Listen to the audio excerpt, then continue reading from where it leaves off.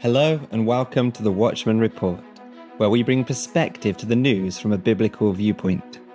This episode we consider the significance of America joining forces with Israel in the war on Iran's nuclear ambitions. Hearing the news about the war between Israel and Iran is almost surreal. For years it has seemed the most obvious path to fulfill Bible prophecy, and now it is actually happening. Why is this so significant? Well, let's take a step back. The prophets of old prophesied that the Jews would be scattered from their homeland, suffer immensely among the nations, but then return to the land in which they once dwelt. It is an utterly unique event in history, but the Jews, after being scattered for thousands of years, returned to their ancient homeland in accordance with Bible prophecy, and the prophets provide us with a lot more detail. The Jews had to return specifically to Jerusalem, which they now have done, and to the mountains of Israel, which itself is significant because these mountains are often referred to today as the West Bank, and yet despite much world opposition, the Jews are dwelling there now as the prophecies require. However, there is one important detail that has never been fulfilled, and for the longest time seemed virtually impossible, and this is that which the prophet Ezekiel says in chapter 38 and verse 11, that the mountains of Israel would be known as the land of unwalled villages, those that are at rest, that dwell safely, all of them dwelling without walls and having neither bars nor gates. It's so important that it is also there in verse 8. They shall dwell safely, all of them.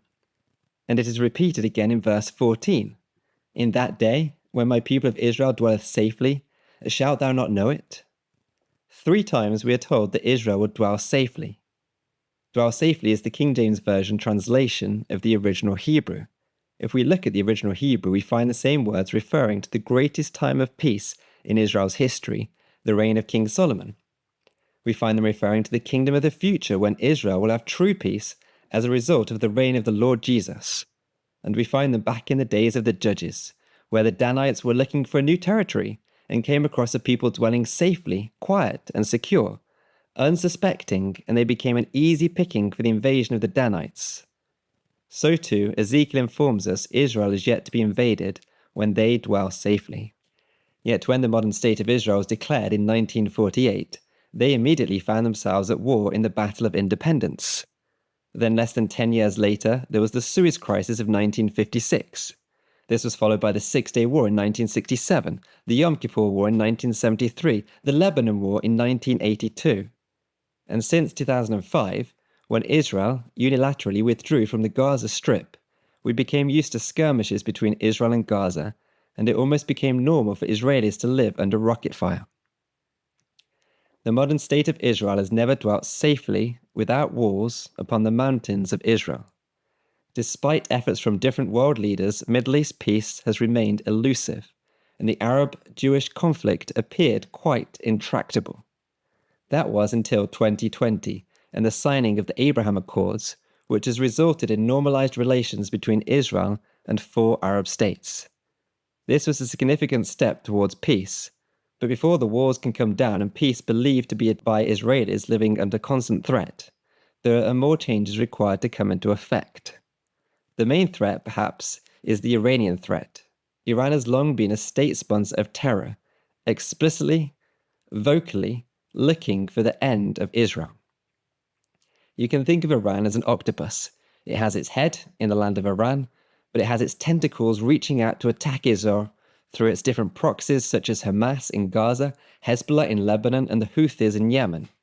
And on top of the proxies, the head itself has been working towards nuclear weapons, which, if achieved, would be in the hands of a fanatical regime that desires the destruction of Israel. It has therefore been apparent for a number of years that the Iranian threat needs to be removed for Israel to believe that they have real peace and safety. This is why a war with Iran has long appeared an obvious step towards peace in Israel, and though we do not yet know the outcome of the war, the possibility of peace suddenly seems a lot closer. This has been greatly helped by America joining the war on Israel's side, as one of Iran's nuclear facilities, that of Fordow, is buried deep in a mountain, and America is the only country that has the capabilities of hitting this target with their enormously expensive, sophisticated B-2 bombers, And this is precisely what they have just done. They sent in the B-2 bombers with massive ordnance penetration bombs, and in addition to this, they fired cruise missiles from submarines. And in doing all of this, they hit 3 of the Iranian nuclear sites: Natanz, Isfahan, and the almost impenetrable site at Fordow. Our objective, American President Trump said in a national address, was the destruction of Iran's nuclear enrichment capacity and a stop to the nuclear threat posed by the world's #1 state sponsor of terror. He also posted on Truth Social, "We have completed our very successful attack on 3 nuclear sites in Iran, including Fordow, Natanz, and Esfahan. All planes are now outside of Iran airspace. A full payload of bombs was dropped on the primary site, Fordow. All planes are safely on their way home. Congratulations to our great American warriors. There is not another military in the world that could have done this." And then in capitals he puts, "Now is the time for peace." It remains to be seen how the rest of the current war will unfold, but whilst we see the Middle East being reformed before our eyes, all of a sudden, what seemed virtually impossible just a few years ago is getting closer by the day. There are clearly events yet to happen to bring about the situation of Israel dwelling without walls and bars and gates on the mountains of Israel, but the time could be short. This is particularly relevant to followers of the Lord Jesus Christ, because in the context of the Lord Jesus returning to raise the dead and gather his followers together, 1 Thessalonians chapter 5 says, "But of the times and the seasons, brethren, ye have no need that I write unto you. For yourselves know perfectly that the day of the Lord so cometh as a thief in the night. For when they shall say, Peace and safety, then sudden destruction cometh upon them, as travail upon a woman with child, and they shall not escape. But ye, brethren, are not in darkness, that that day should overtake you as a thief."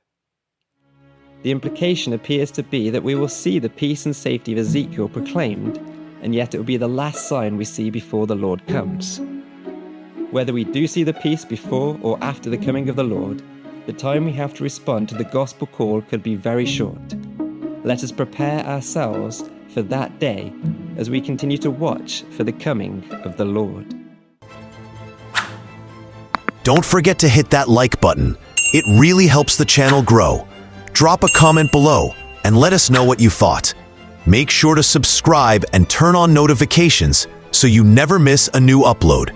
Please share it and spread the word. Thanks for watching, and remember to come back soon.